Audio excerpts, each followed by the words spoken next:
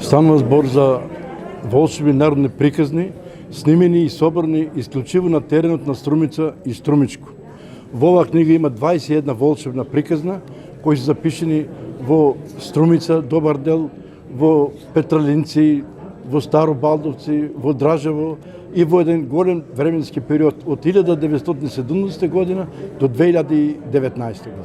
50 години ги собирам и информација наоѓа некој пат случајно, некој пат со прашање, кој знае да раскажува приказни, тој што знае ќе ми раскаже, па ќе му пати на друг и тај знае обуво да раскажува и така од човек на човек доаѓа до извори и има собрано волшебни приказни едно 100-110 кои што ќе бидат издадени в друг зборник голем, се надевам до летото, отприлика едно 500 страни, голем формат.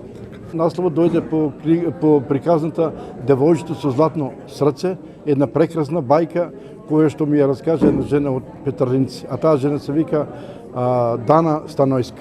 Тоа се три тематски подрачја овде соберни.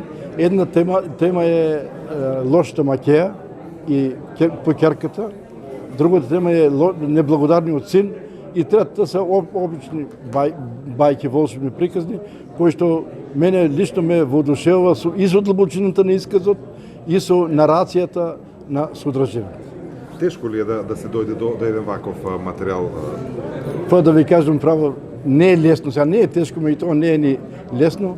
Тоа треба човек да има трпение големо, треба да внимава со луѓето како се однесува, па тие на пати и сами ме викат. Неки на пазару најдов човек од Собри, кој што ми раскажа 5 прекрасни волшебни приказни, кои што ќе влезат во следната книга. Значи, некој пат луѓето се собирале на едно место, си раскажувале приказни и тие се пренесувале од колено на колено, од другар на другар, од човек на човек. Сега веќе тоа во современите услови не существува, ама се уште има луѓе кои што сакат да раскажат приказни и луѓе кои што сакат да слушат приказни. Која е оваа поредна книга која што е? Ова е 12-та поред. А сега ова што ќе е големиот зборник Здравје, нека да го издадеме, ќе биде 13.